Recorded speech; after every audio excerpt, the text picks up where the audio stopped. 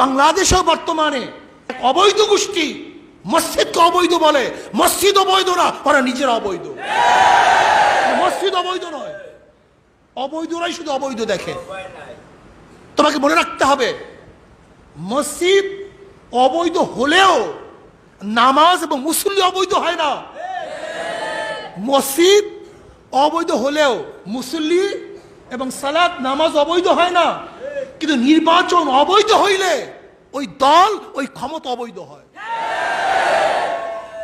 তোমাকে মনে রাখতে হবে, নামাজ মন্দিরেও হয়, গোটা ভূমির মধ্যে নামাজ হয়। খ্রিস্টানদের জমির মধ্যে নামাজ হবে, আর ইহুদিদের জমির মধ্যে নামাজ হবে। আর তোমাদেরকে মনে রাখতে হবে, খুব ভালো মতো মনে রাখতে হবে যে গোটা দুনিয়া সব আমার আল্লাহর। এই গোটা জমিন কার? এই কারণেই কোন মানুষ মারা গেলে, মুসলমান মারা গেলে, আপনি ইচ্ছা করলে কাউকে জমি দিতে পারবেন না। কেন? কারণটা কি?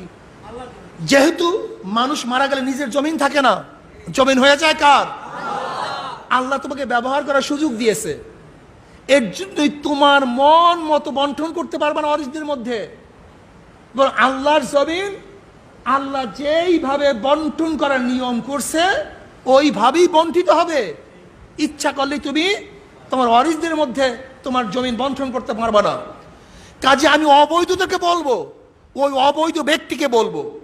ওনাকে অনেকভাবে অনেকেই গালি দেয়, ওনাকে মন্ত্রী বলি না, মন্ত্রী বলা ভুল হবে। ওই অবৈধ ব্যক্তি, ওর দুঃসাহস হয়ে গেছে, ওর দুঃসাহস হয়ে গেছে যে মানুষ মারা যাচ্ছে, বহুত মানুষ হতাহত, ঝলসে গেছে সমস্ত শরীর।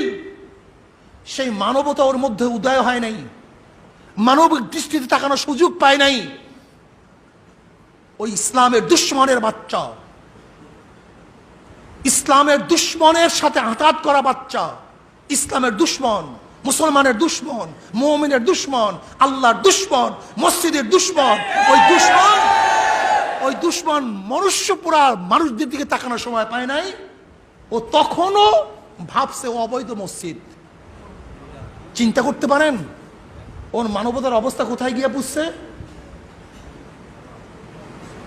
ওর মানবতার অবস্থা কোথায় গিয়ে পুষছে? যেখানে মানুষ দগ্ধ অবস্থায় আছে, যেখানে মানুষকে বাঁচাবার চেষ্টা করতে হবে, চিকিৎসার ব্যবস্থা করতে হবে, চিকিৎসার দিকে ওর মন যায় নাই। ওর মন তখনও মসজিদকে কিভাবে অবৈধ ঘোষণা করবে, ওর মেজাজ সেই দিকে চলে গেছে। আমি বলবো তুমি অবৈধ। বলতে পারেন কোন দিক থেকে অবৈধ? আমার বিশ্বাস ও সব দিক থেকে অবৈধ।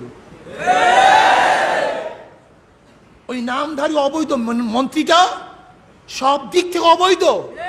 আমার বিশ্বাস, খুঁজে দেখেন, খুঁজতে থাকেন। আমার বিশ্বাস যে এই মুহূর্ত মসজিদকে অবৈধ বলতে পারে, নিশ্চিত অবৈধ না হয়ে মসজিদকে অবৈধ বলতে পারে না। ও সব দিক থেকে অবৈধ, শুধু ক্ষমতার দিক থেকে নয়, শুধু ক্ষমতার দিক থেকে নয়, ওই নামদার অবৈধ সব দিক থেকে অবৈধ। আমার বিশ্বাস, খুঁজে দেখেন। মনে রাখতে হবে সরকারি কোনো জমি নয়, এই গোটা জমিন আল্লাহর, এই গোটা ভূমি আল্লাহর। মুসলমানদের কারণেই বাংলাদেশ স্বাধীন হয়েছে, কোন খ্রিস্টানদের কারণে নয়, ইহুদিদের কারণে নয়। ধর্মভিত্তিক ক্লিয়ার কাট কথা। নাস্তিককে বলবো ধর্ম ভিত্তিক এই দেশ স্বাধীন হয়েছে। কোন ভিত্তিক ভাই? ধর্ম ভিত্তিক এই দেশ স্বাধীন হয়েছে। ধর্মের কারণে ভারত থেকে, ইন্ডিয়া থেকে এই দেশ আলাদা হয়েছে। কাজী মুসলমানদের স্বার্থ আগে থাকবে, এরপরে সবার স্বার্থ। মুসলমানের স্বার্থের সাথে যেখানে সংঘাত হবে, মুসলমানের স্বার্থের সাথে যেখানে সংঘাত হবে, সেখানে মুসলমানের স্বার্থ আগে রক্ষা হবে, তারপরে অপরের স্বার্থ রক্ষা হবে। একবার কথা ক্লিয়ার কাটে, স্পষ্ট কথা। কাজে যেখানে মসজিদের জমির প্রয়োজন হবে, সেখানে আগে মসজিদের জন্য জমি নেওয়া হবে, এরপর সব কিছুর জন্য জমি থাকবে। মসজিদের জন্য আগে জমির প্রয়োজন, আগে মসজিদকে দাও। মাদ্রাসার জন্য আগে জমি প্রয়োজন, আগে মাদ্রাসাকে জমি দাও। যেহেতু এ দেশ ডিভাইডেড হয়েছে, ভাগ হয়েছে ধর্মকেন্দ্রিক, ইসলামের কারণে, মুসলমানদের কারণে, কাজে মুসলমানের ধর্ম আগে প্রায়োরিটি পাবে, প্রাধান্য পাবে, তারপর সব কিছু পিছনে থাকবে। কাজে যে অবৈধ ব্যক্তি, অবৈধ, আমি বলবো সব দিক থেকে অবৈধ ব্যক্তি আজকে যে মসজিদকে অবৈধ বলছে, ওর অবৈধ ক্ষমতা যদি ধ্বংস না করা হয়, তাহলে এমন আন্দোলন গড়ে তুলবো শেখ হাসিনা সহ গদি ছাড়তে বাধ্য হবে ইনশাআল্লাহ, আল্লাহ যদি কবুল করে নেয়। কত বড় সাহস! যেখানে মুসল্লিরা দগ্ধ হয়ে পুড়ে পুড়ে মরতেছে, সেখানে গিয়ে সেই সমবেদনা জ্ঞাপনের পরিবর্তে সে অবৈধ মসজিদের ঘোষণা দেয়। কত বড় শয়তান, কত বড় দাজ্জাল! আর একটা কথা বলে শেষ করব। সেই কথাটা কি? আজকে দেখছেন ওসি প্রদীপ, তার কাছে ব্যক্তিগত 7 লক্ষ টাকার পিস্তল। কোথায় পেল 7 লক্ষ টাকার পিস্তল?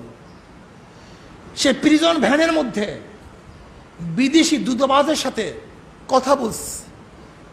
একজন ওসি হয়ে সরাসরি বিদেশি দূতাবাসের সাথে তার সম্পর্ক কেন থাকবে?